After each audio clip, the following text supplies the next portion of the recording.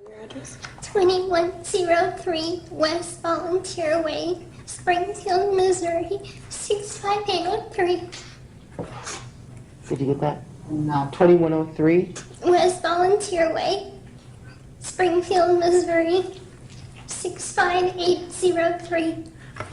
Nick Godejohn and asked him to stab her mother to death so that they could be together, and then stole money from her deceased mother's safe and fled the state of Missouri, coming to the state of Wisconsin. She has no known ties to the state of Wisconsin other than her relationship with Mr. Godejohn. At this point in time, she's looking, just as Mr. Godejohn is, at 2 felony charges, most significantly one being first-degree murder, where the penalty is life imprisonment or death. So given those factors, the state does believe she is a substantial flight risk and would ask that the court impose the same bail that Mr. Godejohn got. Okay, thank you. State of Wisconsin versus Nicholas Godejohn, 15 CF 754, signed to Judge Horry. State by Kevin Osborne. Nicholas Godejohn appears in person with Aaron Menden as a friend of the court. He was not evaluated yet because they weren't booked into the jail, so it wasn't on the list, but we will do that as soon as possible. Is the defendant's current address 1307 Cleveland Avenue? Is that right? No. Can you tell me what the new one is? The new one, it's West 228, South 8755, Big Bend, Wisconsin. Changed. This is actually kind of the first time I've been honest. Besides being honest, my attorneys, even that, I haven't been completely honest with them, so. The truth about the American justice system is, if you don't have a lot of money to hire a great defense attorney, you're going to suffer. It's not about justice or the truth when it comes to going to trial. It's about the optics. It's about the politics. And that's how Nicholas Godejohn became the fall guy for Gypsy Rose Blanchard. If you are someone who hates corruption and injustice, then you are going to want to stay tuned. As most of you know, back in 2015, Gypsy Rose Blanchard enlisted her internet boyfriend, Nicholas Godejohn, to aid her in the murder of her mother, Claudinia Dee Blanchard. Mother pleaded not guilty. Gypsy Blanchard made her first appearance in the Greene County courtroom today. KY3's Jahan Sheikh was there and joins us tonight with the latest. Jahan? Gypsy Blanchard walked into a crowded courtroom this morning. People just curious to see the woman behind this bizarre story that's unfolding. Walking into a Greene County courtroom at 5 foot, 99 pounds, Gypsy Blanchard pleaded not guilty to killing her mother, Dee Dee. She and boyfriend Nicholas Godejohn, both accused of that crime, arrested at Godejohn's home in Wisconsin for first-degree murder and armed criminal action. Gypsy sat attentively in the courtroom and whispered a few words to her lawyer, Michael Stanfield. Stanfield spoke after the hearing, his comments hinting at the type of defense he may use for Gypsy. We're still trying to understand exactly how large the activities were that Dee Dee was involved in. And I'd just like to thank the police, the media, and all of the citizens that have helped to so quickly uncover the scope of what Dee Dee was involved in. The attorney referring to multiple allegations that the victim in this case, Dee Dee Blanchard, was exaggerating her daughter's medical condition for financial gain. You might also know that Gypsy Blanchard got a sweet plea deal, while her co-defendant, Nick Godejohn, will spend the rest of his life in prison. Gypsy's accused accomplice, her boyfriend, had his own court date in Wisconsin today. Nicholas Godejohn appeared before a judge and waived extradition, which means he'll be brought back to Springfield to stand trial. Court documents say Godejohn is actually the one who killed Dee Dee Blanchard at Gypsy's request. One question we asked was, did Gypsy Rose Blanchard's freedom come at a cost? We'll answer that question by taking you behind the scenes as we unravel the disturbing details of how Mr. Godejohn got railroaded by a broken justice system and how Dee Dee Blanchard's legacy was written by a corrupt few who were hell-bent to make her out to be an abusive monster. Welcome back to Becca Scoops. My partner is a veteran detective, and I'm Becca, a former psych and ICU RN. And this video will detail how Nicholas Godejohn became the sacrificial scapegoat so Gypsy Rose Blanchard could be free. To understand how Nicholas Godejohn became the perfect fall guy, it's important to go back to his childhood. According to his mother, Stephanie Goldhammer, Nick had a traumatic and difficult birth. When Stephanie gave birth to Nick, she became a 20-year-old single mom. At the end of her pregnancy, she suffered from toxemia and was put on bed rest. Nick was born with the umbilical cord wrapped around his neck, and he had to be resuscitated. Nicholas's mom also testified that she had a string of abusive relationships. One time that stands out as especially traumatic was when Nick was 4 or 5 years old and one boyfriend was physically abusing Stephanie badly. As the beating commenced, Nick hid in the closet, peering through a crack in the door. After Stephanie was knocked to the ground, he reached out his tiny hand to his mother. "Here, Mommy, I will help you," Nick cried, as his tiny hand grabbed a hold of her arm. Nick was attempting to pull his mother to safety inside the closet. Stephanie related that Nick was an awkward and shy kid who got bullied. Nick got diagnosed with autism spectrum disorder when he was in high school. He did graduate from high school, however, Stephanie claimed Nick did not receive outside help or services in school for his autism. Nick didn't have many friends, but he did have his cousin Amber, who watched out for him. They are approximately the same age. Due to Nick's disabilities coming more to light, at 19, his stepfather, Charlie Goldhammer, took Nick to apply for Social Security disability. Nick was approved on his first application by the government as a permanently disabled adult at 19 years old.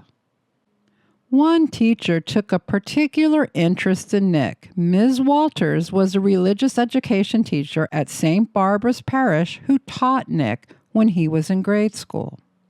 Miss Walters thought Nick needed extra help and believed his parents may have been in denial about it at that time. Nick had a stutter and other speech issues when he was younger, and Miss Walters realized Nick needed one-on-one sessions. A few years later, Mrs. Walters stayed in touch with Nick on Facebook because she believed someone would take advantage of him on the internet. In December of 2014, Nick confided in Mrs. Walters about his relationship with his new girlfriend, Gypsy Rose, who he claimed was a very nice Catholic girl. Mrs. Walters was suspicious of Gypsy after taking a look at her Facebook account. Her suspicions solidified after Gypsy tried several times to friend her on Facebook. Mrs. Walters denied her request. Ms. Walters may have been right. Dr. Mark Feldman, who is a psychiatrist following Gypsy's case, suggested she exhibited signs and symptoms of sociopathy. Startlingly, it was Gypsy who went online to announce, that, and to go even further and describe a scenario where she was raped is just perverse. It implies a fair degree of sociopathy. The way the girl acted, how can you do something to your mother and lose your mother and just act like that? I was like, I'm just trying to wrap my head around it. They acted like two normal people. The 7 key symptoms often associated with a sociopath or someone with antisocial personality disorder include disregard for social norms and laws, deceitfulness, impulsivity, aggression, disregard for safety, irresponsibility, and a lack of remorse. After Nick was arrested, his father, Bobby Godejohn, contacted Ms. Walters, who drove him to visit Nick at the Waukesha County Jail. And her boyfriend, Nick Godejohn, are facing murder charges in the death of Claudinea or Gypsy Blanchard, Gypsy's mother. Court documents say the two admitted to their part in the crime, but Gypsy's death has uncovered an alleged pattern of financial fraud, one that may have included charities in Kansas City. In 2009, Fox 4 first met Gypsy and her self-proclaimed Cajun mama. The two claimed they were from Louisiana and had lost everything in Hurricane Katrina. And no shoes. Truthfully. And to make matters worse, Gypsy, who at the time claimed to be 14 years old, also reportedly suffered from multiple medical issues. Dee and Gypsy were on their way to Kansas City on an Angel flight from Springfield to be seen by doctors at Children's Mercy. They've been a huge blessing in our life. I all the time say between Angel Flight, the Hope Lodge, and Children's Mercy, they saved my baby's life. Gypsy Rose appeared sweet and childlike. Do that out of the kindness of their hearts is amazing. But Sheriff Jim Arnott from Greene County, Missouri says everything people thought they knew about Gypsy and Dee may have been a lie. He says Gypsy doesn't even need the wheelchair she's always seen in. She walks just fine. The two spent time at the Hope Lodge in Kansas City, run by the American Cancer Society. You see them here in Facebook photos as Dee gets her head shaved in solidarity with Gypsy and to raise money for cancer research. The organization wouldn't comment on their time at the Hope Lodge. Children's Mercy also wouldn't comment for privacy reasons, but in an article, a doctor describes the two as positive and supportive. And for Angel Flight, a representative there says he is shocked by the accusations of fraud and murder. However, he says there was proper medical identification for Gypsy to be on Angel Flights. Volunteer Way, Springfield, Missouri. So, as the case continues to unfold, more may come out about how a mother-daughter pair that seemed like the perfect story of hope Feels so cool. allegedly became an example of deceit. Since Gypsy and Nick were arrested in Waukesha County, Wisconsin, they were housed at the county jail where Gypsy made this phone call to her father. Daddy, I understand that we haven't had a chance to get close in a long time, probably my whole life. I have a lot of questions, obviously. I'm confused. The stuff they say in the news is horrible and not true. You know that I love my mama, and you know that I would never hurt her. Just know that I'm innocent and know that I'm still your little girl. One very important person who evaluated Nicholas Godejohn at the county jail was Stacy Sullivan, who is a licensed professional counselor. According to the court documents, quote, Miss Sullivan will testify that she did Nicholas's initial intake. She will testify that it was evident to her that Nicholas did not understand the situation that he was in and was more concerned about asking how his girlfriend was and if she was doing okay. She will testify that it was clear to her that Nicholas had no idea what the charges meant for himself, what he was facing, and what that meant for him in the future. Nicholas was completely obsessed with how his girlfriend was doing. Miss Sullivan will testify that she also recalls meeting with Gypsy Blanchard at the jail and that Gypsy did not once ask how Nicholas was doing or say anything at all about him. Nick was assigned a public defender whose job is to come up with a plan for his defense. This is also called a defense strategy. Now, Gypsy did tell me everything. She told us everything. She told us about you coming there. She told us what happened to Mom. She told us about your guys' relationship. She told us about the cleanup. She told us about all of that. Okay? So, do you want to do the right thing by Gypsy if you love her? No, the truth is I worship her, so I know you do. there's no way I wouldn't do it on her. I know. I would think for her. I know you do. I believe you do. But this is the point where you're going to prove whether you do or not, okay? When me and you talk. Okay. Okay? Because it's not fair.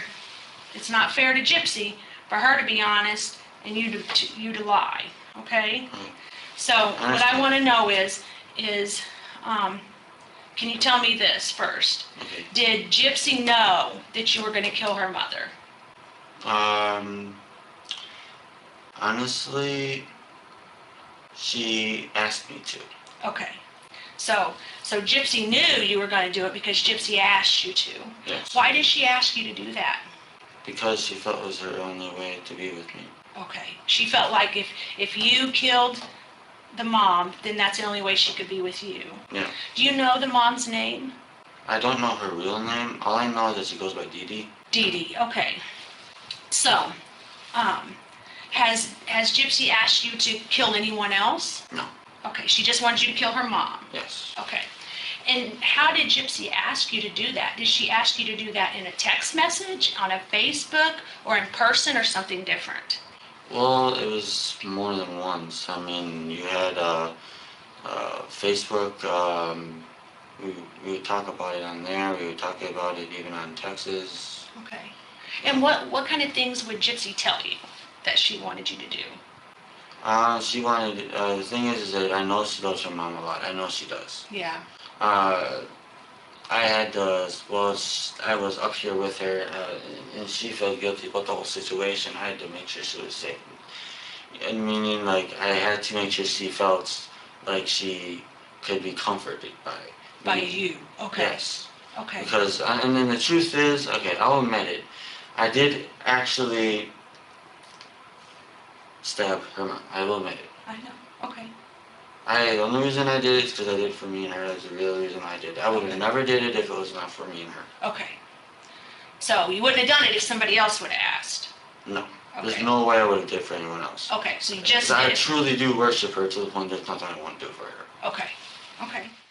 Nick had confessed. They had him on video. So getting a complete acquittal was off the table. However, due to Nick's verifiable autism diagnosis, the legal defense strategy was obvious. Nick's attorneys should have vigorously pursued the diminished capacity legal defense. And what's a diminished capacity defense?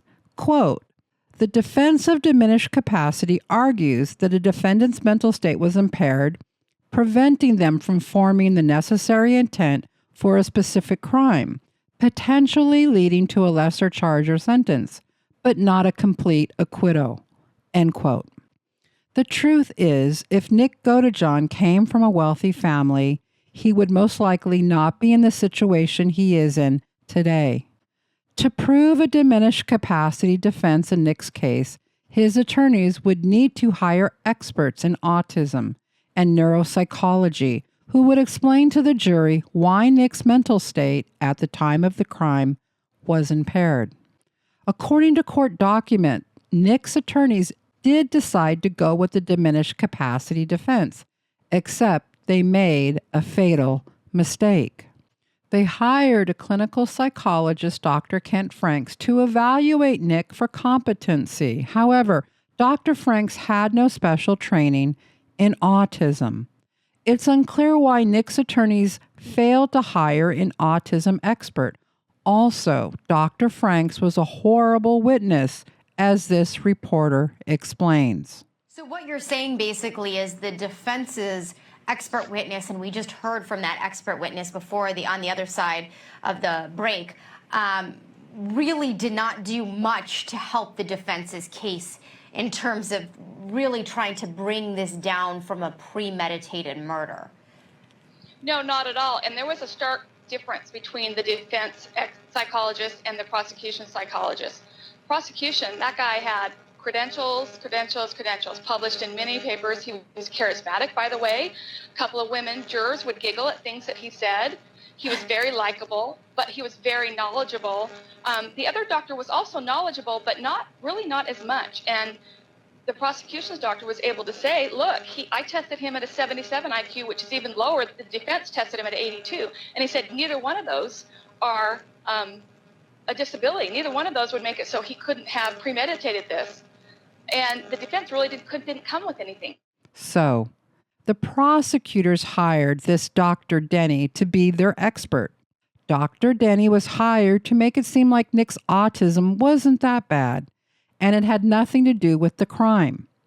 And the reporter we just heard agreed. Dr. Denny wowed the jury, while Nick's so-called expert, Dr. Franks, was a horrible witness on the stand. Even prosecutor Dan Patterson referred to Dr. Franks, the doctor who was hired to be on Nick's side. Patterson claimed Dr. Franks' testimony proved Nick's autism was very mild.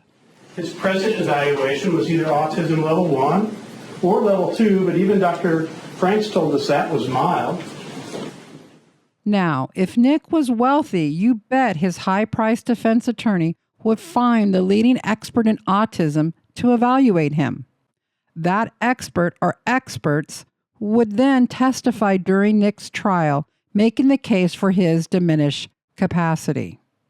However, that never happened. Instead, the jury heard from Dr. Franks, who was no expert, and then the prosecutors did something pretty sneaky. D.A. Patterson brought his own clinical psychologist to testify to sway the jury to believe Nick's autism was so mild that he was in the, quote, highest functioning level, end quote, and thus Nick's autism had nothing to do with what led him to commit the crime. Dr. Denny, within the autism spectrum disorder, you only have these 3 categories of severity, 3 levels of severity, correct? Based on the DSM diagnostic manual, that's correct. And so with only those 3 available, you place the defendant in level 1, correct? That's correct. The highest functioning level. It is the highest functioning level. Dr. Denny also made the jury believe that he was a witness hired by the court, that he was totally unbiased. However, according to Nick's appellate counsel, Nick's defense attorneys failed to establish on cross-examination of Dr. Denny that he was a state witness hired at the state's expense. This failure to object was not harmless in that it left the jury with the false impression of legitimacy as to Dr. Denny's role and his findings. Dr. Denny, the prosecutor's witness, who was no expert in autism, also charmed the jury. Do you think the jurors through the entirety of this trial have been more receptive to either the prosecution or defense? If you can tell, sometimes you just have no clue what's running through their minds. Yeah, I really never noticed anything until when Gypsy was on the stand. At least one female juror never really looked at her. I don't know if that means anything. But when the prosecution's expert witness was on, the psychologist, Dr. Denny, he had a couple of those women on the jury really had attention. They would even giggle at little things he said. I will say, though, that the alternates were just excused, and there were 3 women, and that was one of the women. So, the jury believed that 2 experts did not find that Nick's autism had anything to do with his capacity to deliberate to commit the crime. They referred to his IQ as being sufficient enough to deliberate. However, this wasn't about Nick's IQ. This was about his autism. In closing arguments, the assistant to DA Dan Patterson reinforced to the jury that Mr. Godejohn's autism had nothing to do with the crime. The fact that he does have mild autism, it doesn't change anything. However, after Mr. Godejohn was found guilty and sentenced to life in prison without the possibility of parole, his appellate attorneys hired a real expert in autism to evaluate Mr. Godejohn. Dr. Theodore Wasserman is a board certified in pediatric neuropsychology with an expertise in autism. After assessing Mr. Godejohn and reviewing the numerous videos between Gypsy and Nick, Dr. Wasserman revealed what his testimony would have been during Nick's trial. From our video on Mr. Godejohn, here's what we learned from Dr. Wasserman. Please note that Dr. Wasserman used the term Asperger's at times to define Nick's autism. According to Dr. Wasserman, Gypsy tapped into Nick's vulnerabilities, almost like a predator seeking its prey. As we grow up, most of us learn to interact socially from our experiences with the outside world. From our peers and family, we learn social cues. However, Wasserman claimed autistic people receive their information about the social requirements of relationships from the structure of videos and sometimes books, rather than from direct connections with peers or family. And what was Gypsy doing? Well, from February 2013 to May 26, 2015, Gypsy sent Nick a vast number of videos from an account she titled Demona Love Slave. Wasserman also pointed out that in the majority of the videos, Gypsy was depicted in highly sexualized role-playing personas. They both took turns being dominant and submissive, with Gypsy being in charge, informing Nick when it was his turn to be master or slave. Gypsy was always in control, Wasserman said. Wasserman further confirmed that the videos were instructional videos in which Nick literally learned how to relate to Gypsy. It should be noted here that in many text messages where Nick might come off as the role-playing master, this was something Gypsy taught him to do in the videos. It was his turn. Wasserman further stated that Gypsy introduced role-playing and the various personas she was feeding Nick taught him about how to make a connection with her. For example, on the subject of love, she instructed him, "If you love me, you will do this. If you love me, you will do that." In fact, besides manipulating this highly susceptible person, Gypsy's numerous videos were a way she was brainwashing Nick, molding him as a parent might mold a young child. Dr. Wasserman found Gypsy's videos to be fascinating because each persona had its own set of rules. He added, quote, "There were instruction videos that told Nick what the rewards would be for appropriate behavior, and there were instructional videos that told him what the punishment would be for behavior that the persona did not like." End quote. In one video, Gypsy appears in a red wig portraying a character who makes a threat, saying, quote, "I'll use the one card I have over you, Gypsy." End quote. This is just a glimpse of the type of programming that was going on. One card that I have over you, Gypsy.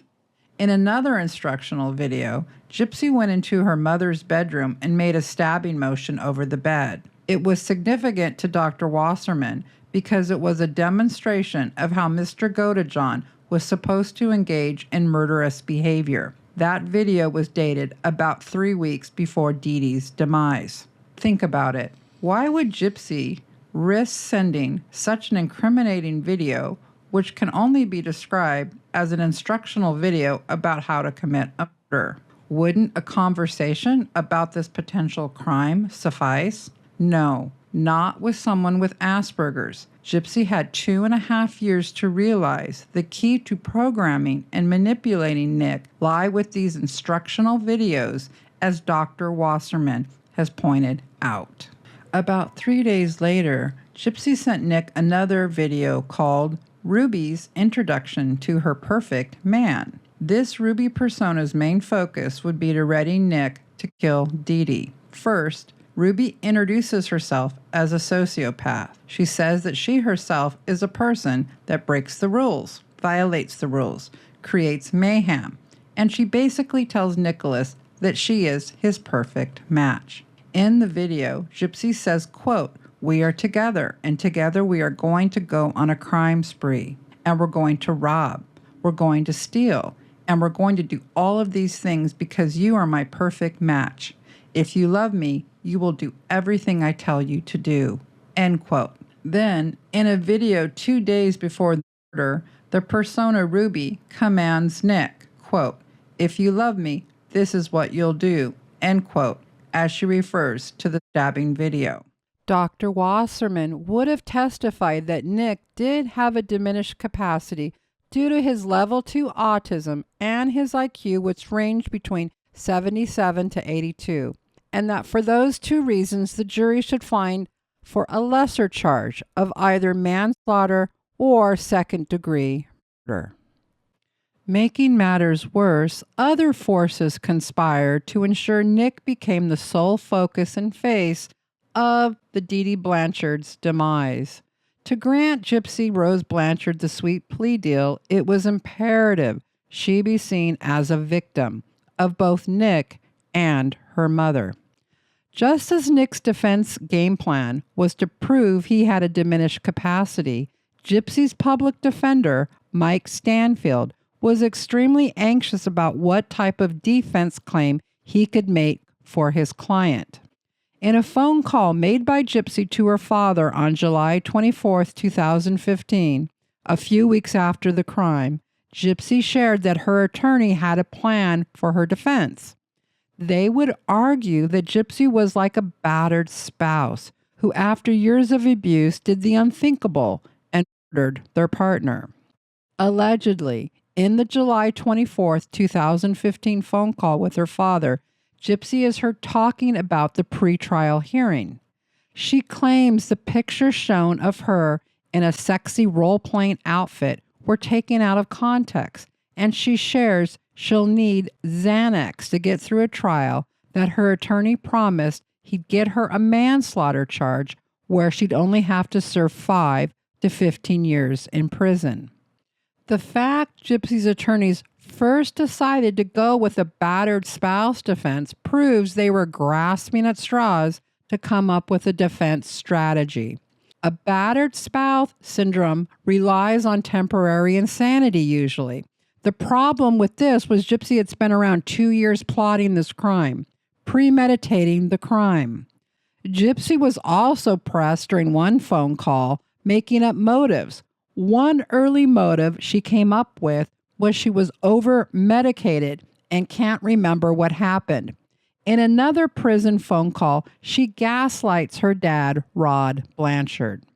Daddy, I understand that we haven't had a chance to get close in a long time, probably my whole life. I have a lot of questions, obviously. I'm confused. The stuff they say in the news is horrible and not true. You know that I love my mama, and you know that I would never let her hurt. Just know that I'm innocent and know that I'm still your little girl. In another call to her stepmother, Christy Blanchard, Gypsy says she said some stuff at court that she doesn't even remember. That she didn't know the extent of what he, meaning Nick Godejohn, had done, and that it was traumatizing. That she understands that she is a part of it even though she didn't mean to be. That she had taken a lot of medication, and that all the things she said under the medication she wouldn't normally say or do. In another recorded call from prison, Gypsy allegedly speaks to her aunt, saying she's not pregnant, she didn't enjoy the media attention, that she has a defense plan, to have memory loss from all the medication, and that she doesn't remember everything that happened. Just 2 days after Gypsy's arrest, the local newspaper, the Springfield News Leader, came out with this article titled, "Was Gypsy Blanchard a Victim of Munchausen by Proxy?" The article reads, quote, "So droves of captivated readers stepped forward like amateur sleuths with this diagnosis, Munchausen by proxy. It was posted everywhere by people reading the stories and making judgment about what was happening," end quote. That's when attorney Mike Stanfield decided the defense strategy of battered spouse syndrome wouldn't work. And he sent his paralegal to engage with the public on social media to test this novel defense strategy from internet sleuths. This notion that Dee Blanchard had a mental disorder called Munchausen by proxy. Gypsy's attorney, Mike Stanfield, sends his paralegal, who goes online under the name Patty Lou. Patty Lou tests the idea on forums and Facebook pages that Dee Blanchard was causing Gypsy harm, that she had a condition called Munchausen by proxy. One commentator responded to this paralegal named Patty Lou, writing, I'm really not trying to bash family or friends, but I find it really disturbing that now, all of a sudden, you guys want to say that Gypsy was a victim of mental abuse from Dee Dee, making her be ill. But not one of you stepped forward with this info until it was too late, and now you want us that didn't know them to have sympathy for Gypsy. To some degree we do, but not as far as to say she didn't have any other choice. She could have asked for help. I do agree that if her mom made her fake it, then to a point, like let's say 12 years old, she wouldn't be able to get help. But believe me, I have a 12-year-old and they are very capable of telling someone they need help. I do pray for the family and friends and for Gypsy, but not for the reasons some of you want.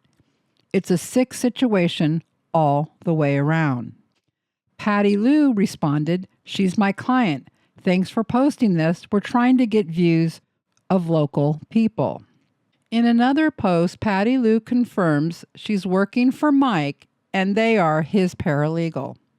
Another key player who was allegedly helping push the Dee Dee Blanchard was a monster narrative was Gypsy's stepmom, Christy Blanchard.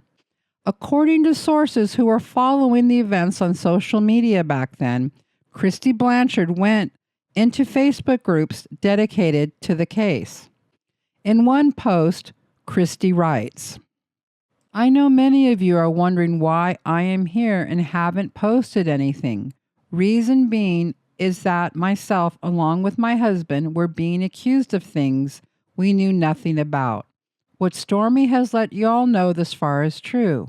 We were victims as well in all of Dee Dee's evil schemes. To this day, we were still paying child support, thinking that Gypsy was in need of the money for her care. We have been going through things with Dee for 23 years now. The first 7 to 10 years were complete hell. Who would have ever thought her evil ways would get this bad? We had no idea it was this bad. If we would have known, these events would not have happened. We kept in touch through texts, calls, private messages, and for all we knew, things were fine. When we would talk to Gypsy, she never indicated things were bad." This online campaign commenced to test out this new theory. Dee Dee Blanchard was a monster who manipulated numerous doctors and healthcare facilities to do unnecessary procedures on her daughter. The proof of these allegations? Well, Gypsy could walk. Additional proof? Well, Dee Dee had conned charities by claiming Gypsy had leukemia and muscular dystrophy. Okay, you are thinking, that sounds like a con job. But where is the proof of the unnecessary surgeries and procedures? They never offered any additional proof. There is no proof that any of Gypsy's medical or dental procedures were unwarranted. However, the shock factor that Gypsy could walk was enough to sway many on social media to believe Dee Dee must have had Munchausen by proxy, and thus the Munchausen by proxy defense scheme was born. In the eyes of the public at large, this shifted Gypsy from perpetrator to victim. The Greene County DA, Dan Patterson, saw the writing on the wall. He would look like a monster if he didn't offer Gypsy a sweet plea deal. Anyway, there was still one villain to prosecute to the full extent of the law, Nick Godejohn, who could take all the blame for the crime. And this was the perfect storm that made Nick Godejohn the sacrificial lamb so Gypsy could go free after 8.5 years. The Greene County DA needed to ensure they could get a first-degree murder conviction against Mr. Godejohn. Someone had to pay the price for Dee Dee's demise. And since Gypsy was now seen as another victim, that left Nick to carry the burden for both of them. To bolster this claim, the prosecution was allowed also to take part in interviews and documentaries. These interviews spewed propaganda against Nick and railroaded his chance at a fair trial. How do you feel about him now? I can't stand him. Because I went from one abusive person to another. I wish he would have been more responsible. He was the first person I ever told that I could walk. And yet I asked him a question. I asked him to kill my mother, but I didn't hold a gun to his head and make him do it. He seemed more happy to do it than anything. And that's why I can't stand him, is because he knew. I think he knew that he could easily get me out of that situation by calling the police, being responsible. I started to have feelings of wanting a boyfriend, and that was something that was never allowed. You meet Nicholas Godejohn? Our relationship was about almost 3 years. He had multiple personalities that were violent and scary. He thought that he was a 500-year-old vampire named Victor. Thought I was in love with the good side of him. When did you meet him for real? In 2015, at a movie theater. Did you have sexual relations with him at the movie? Yes, sir. After this meeting, did you ask him to kill your mother? Yes. We called it Plan B. I was getting desperate. According to court documents, this had the effect of tainting prospective jurors. Due to the fascination with this case, which was partially drummed up by the DA Patterson's office, a gag order should have been placed on the defendants Gypsy Rose Blanchard and Nicholas Godejohn. Judges sometimes use gag orders to prevent trial participants from making statements outside the court about the underlying legal proceedings or other matters before the court in order to minimize harm from pervasive pretrial publicity or to ensure litigants receive fair judicial proceedings. Instead, the media circus commenced, which became highly prejudicial to those who showed up for jury duty for Nick's trial. According to court documents, 3 jurors who served on Mr. Godejohn's jury had already made up their minds about Nick's guilt prior to the trial, prior to ever hearing any evidence in court. Let that sink in. These 3 jurors admitted the pretrial publicity had swayed their opinion. And what was that pretrial publicity? Besides the interviews Gypsy gave to Dr. Phil in 2020, just prior to Nick's trial, the other documentary, Mommy, Dad, and Dearest, which aired on HBO a few months before Nick's trial. This documentary was made with the consent and control of the Blanchard family. In essence, it's a puff piece made to make Gypsy look like a victim. However, DA Patterson had to admit Gypsy's attorneys violated the Missouri Supreme Court rulings when they provided HBO with those, quote, discovery materials, end quote, meaning Gypsy's attorney, Mr. Stanfield, violated the Missouri Supreme Court when he turned over the evidence to HBO so they could make Mommy, Dad, and Dearest documentary. Why was this a violation? Because Nick's Godejohn had not yet gone to trial. This hurt Mr. Godejohn by tainting a jury. DA Patterson wrote to Fancy Maselli, quote, "It is my understanding that the discovery materials were transferred to HBO, were given to HBO by Ms. Blanchard's defense attorneys with her permission. Note that this release of the discovery materials violated Missouri Supreme Court Rule 2509, which provides that discovery material shall be used only for the purpose of preparation for and trial of the case." End quote. But that's not all. According to court documents, before Nick's trial started, Mike Stanfield also leaked Mr. Godejohn's discovery material to other media outlets as well. At a pretrial conference on June 23, 2017, The state expressed their belief that co-defendants' counsel had leaked the discovery material to media outlets. So according to 3 jurors who served on Nick's trial, they had already made up their minds about Nick's guilt after watching Gypsy's interviews and documentaries. On day 1 of Nick's trial, they already thought he was guilty. This is what happens when you have a district attorney who has an agenda based on public opinion and the Hollywood narrative. Gypsy's story became a moneymaker, and that money-making narrative was Dee Dee had Munchausen by proxy, and Nick Godejohn was a dangerous lunatic, while Gypsy Rose was the poor little girl who got victimized by both those alleged monsters. And what about Mr. Godejohn's public defender, Dwayne Perry? Sadly, this isn't the first case he has screwed up. In 2018, Dwayne Perry, Nick's public defender, was sued for malpractice. His former client was awarded $600,000 after he spent 17 years in prison when he should have only spent 4 years.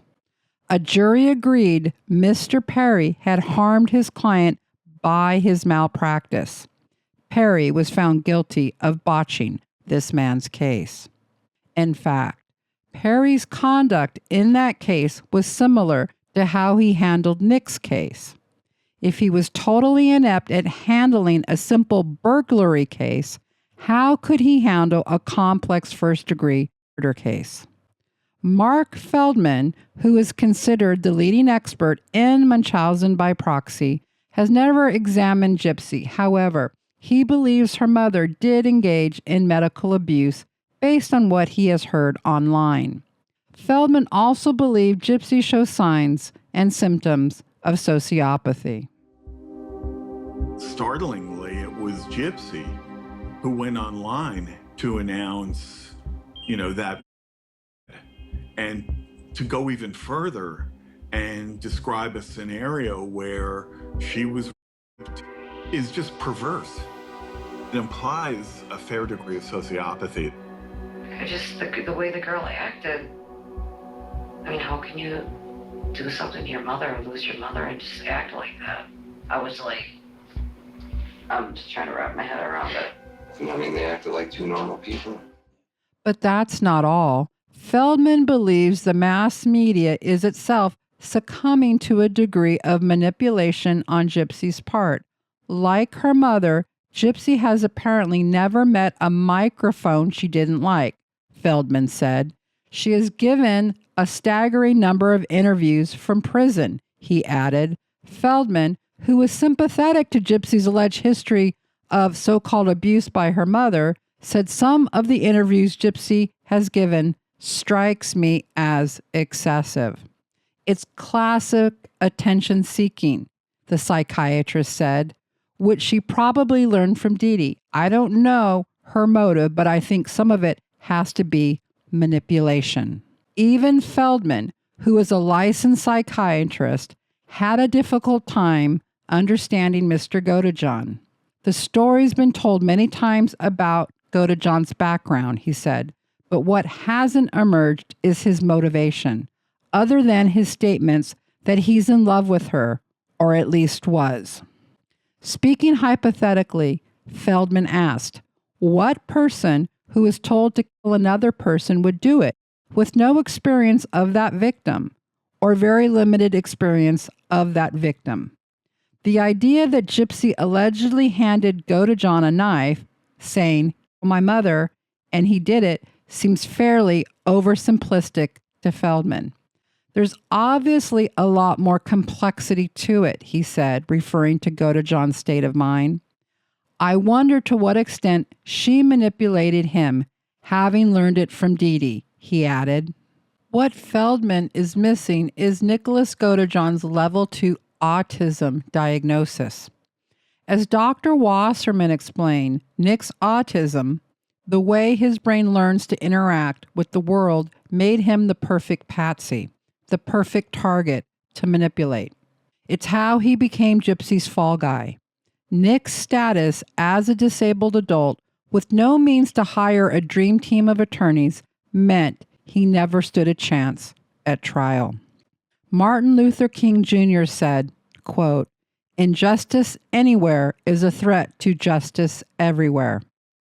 Since when do you have to agree with people to defend them from injustice?" Thanks for watching Becca Scoops. If you got this far, please like and share, and we would love to know what you think about this topic. So please leave us a comment. Thanks again.